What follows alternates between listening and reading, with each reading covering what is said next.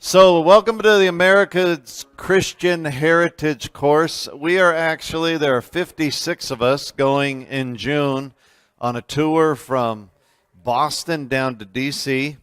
And what I'm doing is kind of walking through those destinations. I'm giving you stuff they won't normally get because there's just, I'm using multimedia and other things. And so where we've been so far, and these are all online thanks to Stephen. All these courses. Oh, sorry. Here. Come here. There we go.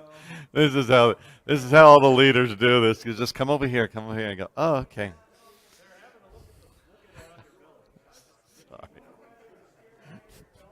Not even aware of it. Like the table right there, dude, if you weren't here first service, I brought it up. I'm like, why is it down here? I go up there and everyone's all like, why are you all dodging? We're trying to see the words on the screen.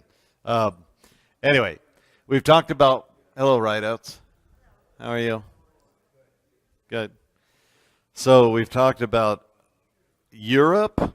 We've come over to America. We've talked about Plymouth. We've talked about Boston. We've talked about the Great Migration. We've talked about New York City and some of the background on it. And then we jumped down into Philadelphia, and we talked a whole lot about Philadelphia, and especially about Independence Hall, where I went through a revisionism, an omission of God. Hello, Joan.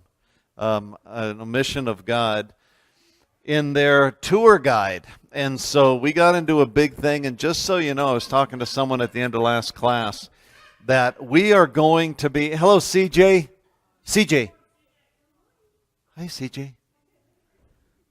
Sorry, people online are going, so erratic. He's everywhere. Morning, Susie. So, someone asked me, they said, are you going back to check these things? I said, yes, that too. Healthy or tasty? No, not tasty, healthy. Is that brand? I have no It's idea. poor people I think online. it's a morning Thank something you. muffin. There Did you have a nice birthday? It was her birthday yesterday. She didn't want anyone to know. I got in trouble last week for saying it. I'm like, nah. So people ask, are you going back to check? I go, yes, we're going back to check. Every location we're at, when the National Park and the Department of Interior is set up, we're asking about I'll ask about the religious history of the people. So, and I'm just hoping that my heart doesn't have to fluctuate in 14 different thousand places. Honestly, one response, I can see our whole crew.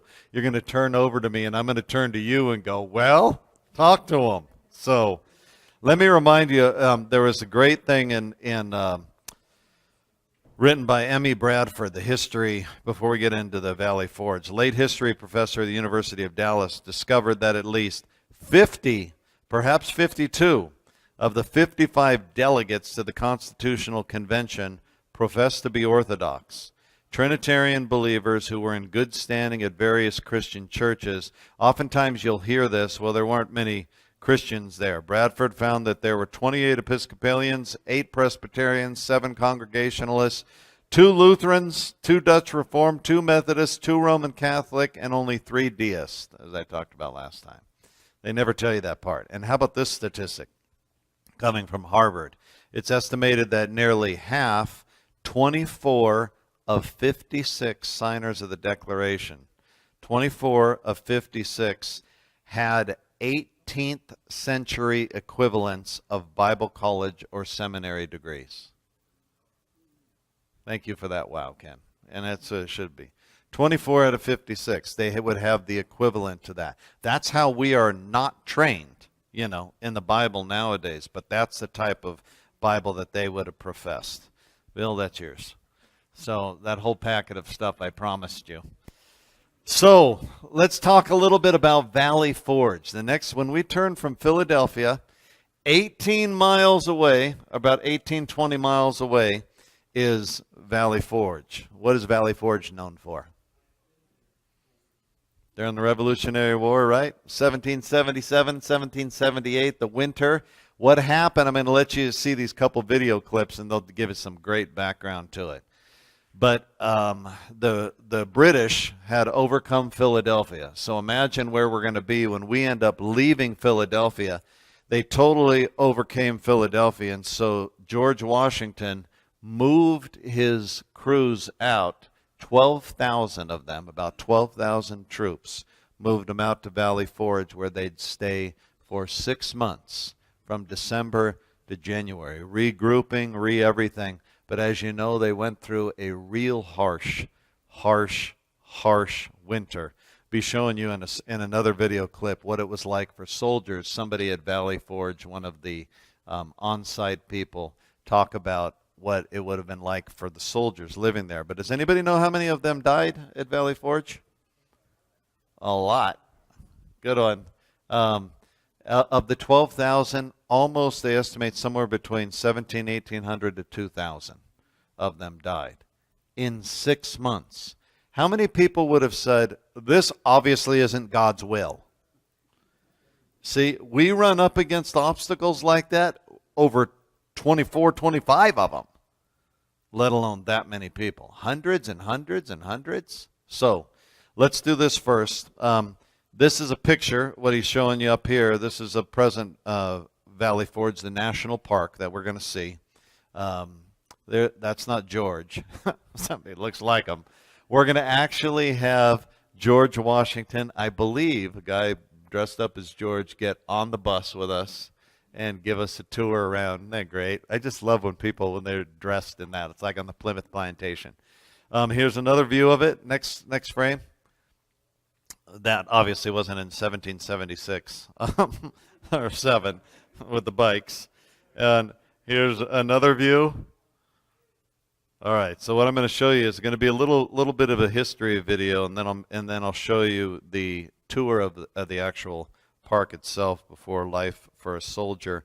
And we're going to end, depending upon the time that we have, looking at that famous portrait of George Washington kneeling down and praying. That allegedly happened at Valley Forge. I want to tell you the history in back of that. It's pretty cool. So, first things first. Here's a little bit about Valley Forge if you don't know. But these are all about 3-4 minute videos. The entry of Spain and France into the war would greatly boost the morale of the Continental Army. Washington's troops were low on supplies, food, and clothing, and the recent loss of Philadelphia to General Howe's army had dampened their spirits. Rather than pursuing Washington, Howe opted to spend the winter in the comfortable confines of the former Patriot capital. There, the British enjoyed the city's taverns and theaters. Most American supporters fled, leaving loyalists to attend parties and balls with the British soldiers. Washington marched his men 20 miles west of Philadelphia. There, at Valley Forge, the Continental Army would face their biggest challenge of the war. That winter, the Patriots endured 4 months of terrible suffering. The men, facing the coldest winter of their lifetime, lacked adequate food, clothing, and shelter. Most had no blankets, jackets, or shoes. Joseph Plum Martin, a young private, remarked in his diary that if the British had wanted to find Washington's army, they could have just tracked it down by following the bloody footprints left in the snow. As winter progressed, extreme hunger set in. Martin wrote that night after night they dined upon a leg of nothing and no turnips. Even water was scarce. One Connecticut surgeon wrote, "I am sick, discontented, and out of humor. Poor food, hard lodging, cold weather, fatigue, nasty clothes, and hasty cookery. I vomit half the time. Here, all confusion, smoke and cold, hunger and filthiness." Soldiers starved as the American supply system fell into chaos. Farmers sold crops to the British in Philadelphia because Congress couldn't afford to buy them. Around 2,000 soldiers died of disease and malnutrition. Several officers resigned, but surprisingly few men deserted. Only the soldiers' commitment and Washington's leadership held the Continental Army together. While the soldiers fought off hunger and disease, a miraculous transformation also took place thanks to a man who could scarcely speak a word of English. Like the Marquis de Lafayette, Baron Friedrich von Steuben came to the United States as a volunteer. Steuben had literally been born into the Prussian army, and by the age of 17, he was an officer in the army of Frederick the Great. Steuben knew more about training troops than anyone else in America. He, along with Alexander Hamilton, developed a training regimen to whip the American troops into a well-disciplined army. Steuben turned the ragged Continental Army into a formidable fighting force. This training was critical as it kept the men busy and focused amidst their horrible conditions. When spring arrived, General Howe, fully aware of the American suffering at Valley Forge, confidently strolled out of Philadelphia to destroy what was left of Washington's army. When the two sides collided at Monmouth, where the temperature soared past 100 degrees, the Steuben-trained Patriot Army fought the astonished British to a standstill.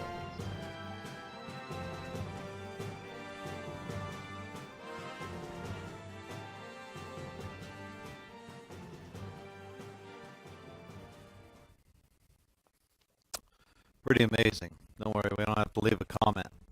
So before I show you this other one, you can stop that, Stephen. Thanks. Wait a minute, not quite yet. Pause 1 second. Whoa, that's the third one. Go back.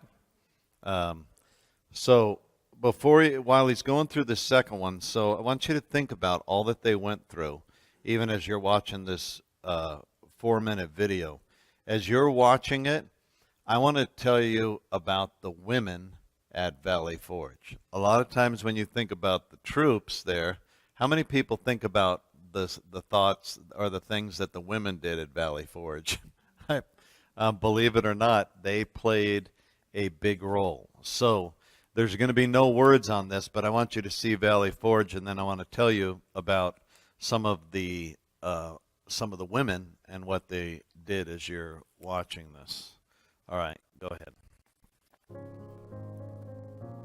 You can just turn the music down just a tad bit.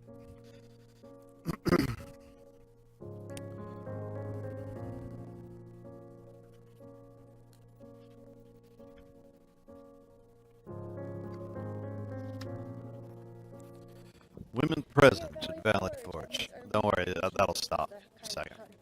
Cabins they built the winter that they camped, the Continental Army camped here. You'll go inside one in a minute. So anyway, a couple different groups that were there at Valley Forge during that 1777 to 1778 time. They served as officers' wives, the camp women. Wow, what happened? Yeah, just bring the music down a little bit. The nurses and artillery aides.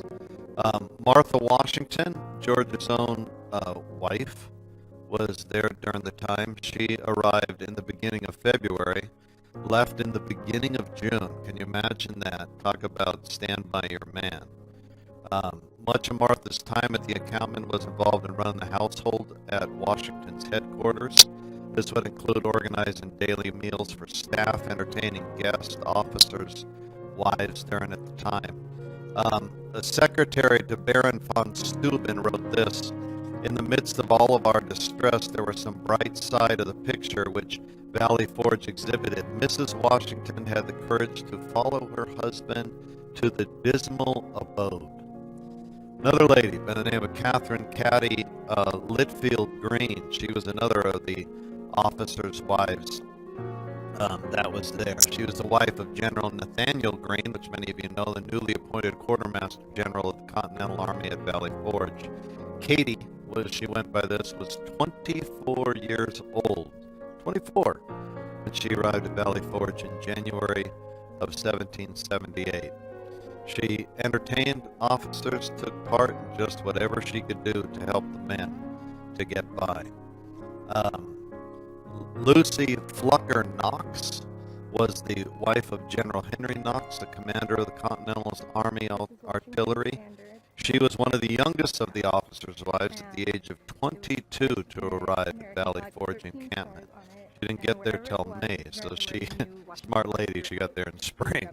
So Lady Sterling, Sarah Livingston Alexander, she's also known, was 56 years old when she arrived at Valley Forge to join her husband, Major General Lord Sterling. Lady Sterling joined the other officers' wives for the camp production of the play Cato, Little Lighter Moments. Hannah Till was the African-American slave who worked as a cook and served at Washington headquarters during the encampment. Her wages for her work were paid to her master until she was able to redeem her freedom in June of 1780. Isn't that something? Lastly, Elizabeth Thompson was an Irish woman well into her 70s, working as a housekeeper for General Washington from 1776 to 1781, including these. Other people, nurses. Women also earned wages by tending to the sick and wounded the military hospitals around the encampment. In 1777, Congress authorizes the nurses to be paid, ready, $8 per month for their services. The following year, General George Washington orders the regimental commanders to assist their surgeons in acquiring as many women of the Army to serve as nurses. One such woman named Jane Norton, who then was trying to obtain her pensions, mentions her service caring for the sick and wounded during the encampment of 1778. One more person who served as artillery aide. You've heard of Mary Hayes, Molly Pitcher, right? Heard of Molly Pitcher? She was the daughter of New Jersey dairyman. She married at the age of 13. Man, she was a tough gal. Married to a barber named William Hayes. Her husband enlisted in the Pennsylvania Artillery, and Mary joined him during the Philadelphia campaign. It's great stories I can't get into here, but during the Battle of Monmouth, her husband was wounded, and Mary took over firing the artillery. That's one of the great moments. And it's just something. Just like he goes down, I'll get it, you know. She was, a lot of people don't know, she was with her husband and wintered here at Valley Forge. You know, all I'm saying is a lot of times we don't picture, we don't hear like that, women, you know, at Valley Forge. So isn't that incredible? So let's watch this 3 or 4 minute thing, and then I'll conclude telling you about that great prayer that George Washington had. This is one of the actors that works there, and these guys are super well versed at Valley Forge, and kind of tells what it would have been like for a soldier to be living here during the time. All right, let's go. So here we are, inside one of the soldier huts. Now, as you're looking around me, you might think that these huts look a little rough, and they are. I mean, these huts were built quickly, and they were just built for one winter. So they're essentially shacks. But as rough as they might look, they're a huge improvement over what the soldiers experienced when they first came in. Because remember, when the Army first marches in on December 19th, 1777, they're basically sleeping on tents, in tents on the ground. And for most of the soldiers, it's going to take them a while to build these huts. So for the first week or two, many of the men are still sleeping in tents in late December and early January, during some of the worst parts of this winter. But once they get the huts built, in comparison to a tent, this must have felt like a huge upgrade. I mean, look at this hut for a moment. You have thick walls all around us. They're designed to keep out the rain, the wind, and cold. You have logs that are chinked up in between with clay and mud and straw. That's good, thick, solid insulation. Just above me, you have a solid roof over your head, shingle to prevent the rain and snow from coming in. You're sleeping in a bunk off of the ground. They actually distributed tons of hay to the soldiers so that they could use that hay and straw to stuff mattressing. So you're sleeping on a mattress. In comparison to what the soldiers were used to living in, this was a huge improvement.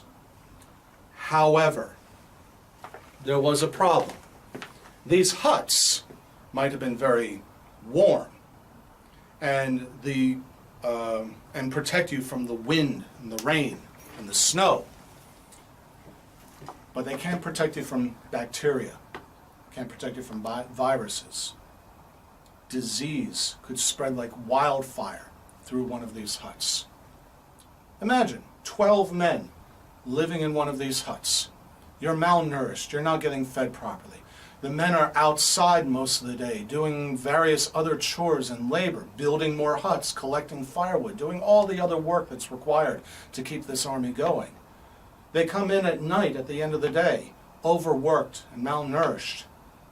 One of them starts to sneeze. How long do you think it's going to take before all of them begin to get sick? And that was the real danger here at Valley Forge.